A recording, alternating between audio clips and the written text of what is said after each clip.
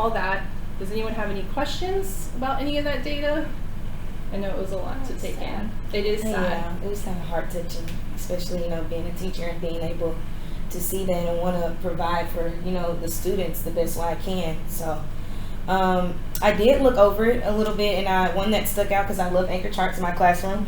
So the anchor charts without images, is that like just the visuals, like drawing pictures, incorporating the words so they can actually see it?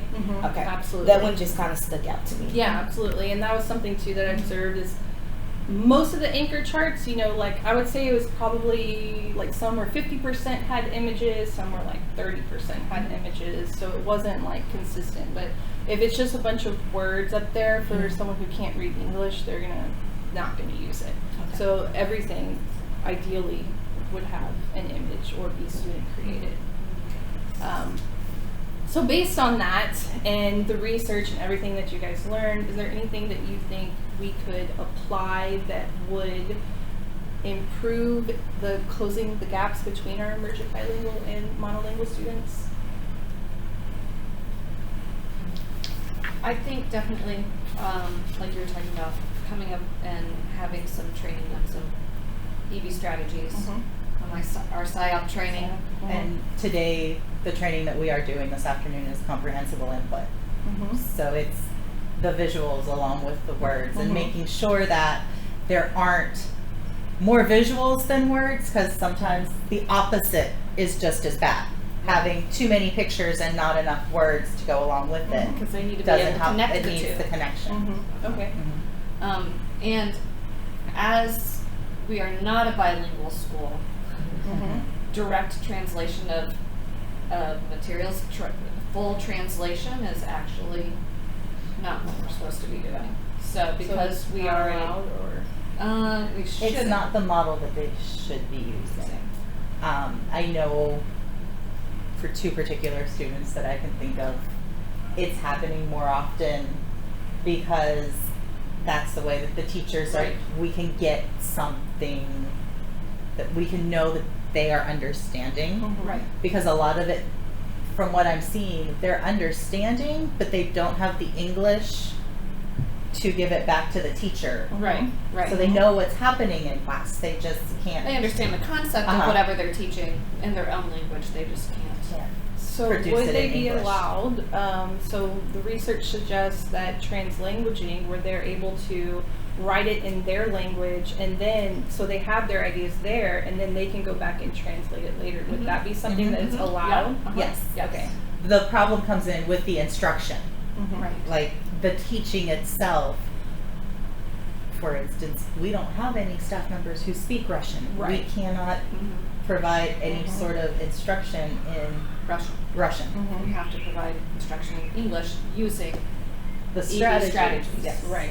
So that makes sense, and I think that's what a lot or where that Spanish or any other language. where that translanguaging aspect will come in is where maybe you can pair students in class who speak the same language and they can work together conversing in their language and then putting it in. It's just a way for them to share their ideas, because when you're thinking about the answer in a different language, it makes it twice as hard. Oh, yeah. And also research is showing too that we need to develop their first language as well. I know we can't sit there and teach their first language, Right.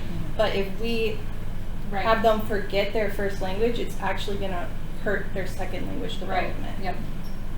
So if we could maybe tie in some of those translanguaging aspects, I think. And I think a lot of teachers aren't aware of the fact that if you lose that first language, it actually Or not hurts your strong in that first language to begin with. And I think honestly a lot of our teachers aren't familiar with working with students who are able to read and write in their home language. Because most of the time when we get those newcomers here, they're pre-K, kinder, first grade, even second. We're not expecting a second grader who's English speaking to be fluent in English and be able to read and understand. Right, they're still learning. So they're still learning that, where this year we've gotten older students who are able to read and write in their home language.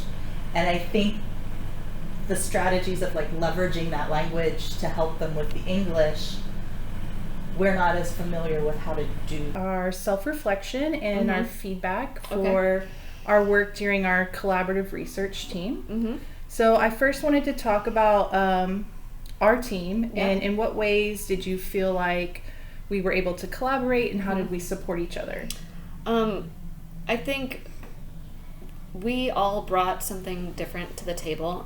We each brought our own perspectives, our own strengths, and so because of that, and knowing that we've worked together for a little while, you were a little bit newer, but we were able to give each other this gracious, open space to be safe to make decisions, as well as feeling safe to bring up things when we had challenges. So. And so we were open with all of our ideas and all of that. So we were supportive in that we just allowed that space. I would agree. I felt like because I am coming in as kind of an outsider on campus, that I did feel very safe and comfortable in this environment, and everyone was very open to learning about the process, analyzing the data, and kind of hearing the hard facts too, and moving forward with it. So I would agree that there was a gracious space and it allowed us to collaborate better. Yeah. How did you feel like we played on each other's strengths? Well, we had different team members, and so you had some that knew a lot about data and how to analyze the data or just gather the data, like where to look. Then you had teachers that really knew their students really well or knew some of the strategies that they were using in class, so a little bit of instructional strengths. And then you had yourself as a new team member, so your strength was, I'm not biased, I don't have judgment already, so coming in and being able to look at it with a different lens. I would agree. I felt like we each contributed in different ways. Could you talk about how you specifically contributed to the team and the implementation of the plan? Yeah, I think my role was more of a supportive role. I provided data, gathered data, helped look at the data and the research or the literature that you had as well. So I think more of a supportive role, and to allow you guys to do the work. Absolutely, and I feel like you did a really good job of kind of being the voice behind the plan. Yeah. So the staff knew that it was, this is serious and we do need to, follow this plan and be open to this new idea. So that was really helpful. Awesome. And I also felt like you were really good at kind of supporting coming up with ideas for the plan. Yeah. So can you talk about kind of how did we create that plan? Well, I think we looked at, first we looked at the data, looked at the research, and then I think we used each other as a sounding board, sort of coming up with different ideas and brainstorming ideas. We looked at professional development, how and when that would work, like would it work during a big campus-wide PD, or would it work better in small groups and PLCs? And so we were able to, use each other as a sounding board that way. And then once we had the plan, okay, now we have a plan, let's implement it, but then we have to do the follow-up. So we talked about, ways to follow up with walkthroughs and then, providing you feedback as well. Yeah, and I really liked that since each member kind of had that different perspective and strength, that they were able to come with their own unique ideas too. So that was really helpful to kind of hear how it would affect, the classroom, or how it's going to specifically affect our emergent bilingual students. Yeah. And can you talk about you specifically? How do you feel like you grew throughout this process? I grew with my understandings of like our school community as a whole, and different parts of the school community, and their perspectives, especially with, you had some surveys, so I got to see how parents felt about certain things, how the students felt, how the teachers felt, so that was sort of eye-opening.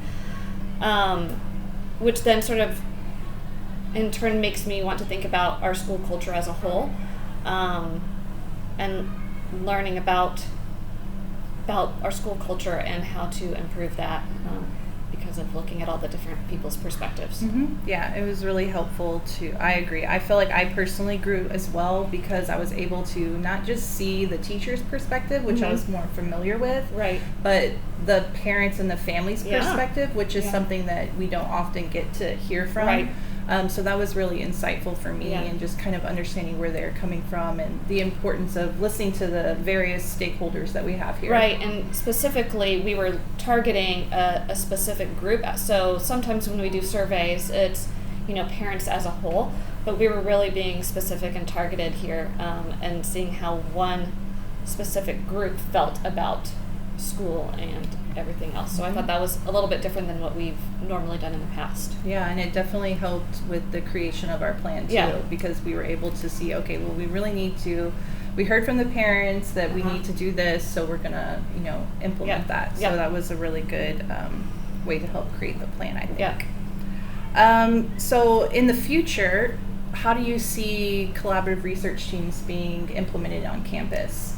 I think this whole process was really eye-opening, and so I'd like to use a research team or collaborative research team next year to possibly look at student and staff retention, and find out why students and staff leave, and then once you find out the why, what we can do to fix the problem. So we don't have super high turnover of students and staff, but it's enough to where we need to find out what the problem is and how to fix it. Yeah, I like that idea. Who do you think you would want to include on that team?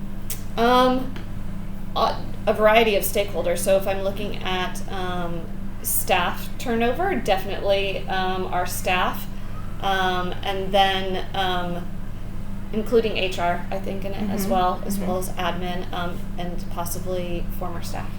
I like that you want to include staff and former staff. I think that's going to give you really good insight. Yeah. How do you think that would improve the school's culture? Well, when you have staff members that are happy and want to be here, you're going to provide a better education,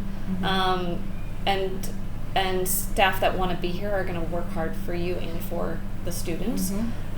So it's only going to improve educational outcomes for the students. I agree, and I think also including staff on the team is going to improve your culture too, because they're going to feel like they have that voice. Leader. Exactly. Yeah. So let's talk again about the action plan and the student learning. How do you feel like we're still collecting our data results, but what do you see the impact being on student learning? I definitely see and hope to see that we've closed the learning gap. That was our major goal, was to close the learning gap between emergent bilingual and the population on STAR tests and other data points that we have. To do that, as like a step that I hope to have seen, is a better teacher understanding on how to implement those strategies that we taught them, and then also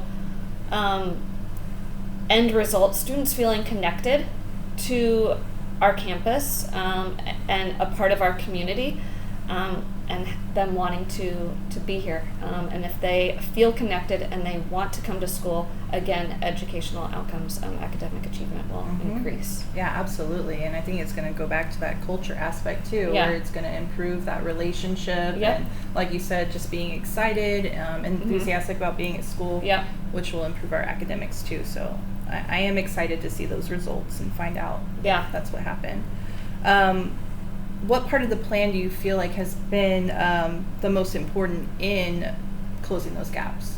The professional development that you gave during the PLCs, but just because you give professional development doesn't mean that they're going to take it in and put it into practice. So really having that follow-up plan that you had, that we had, of walkthroughs, so seeing that the strategies are being implemented.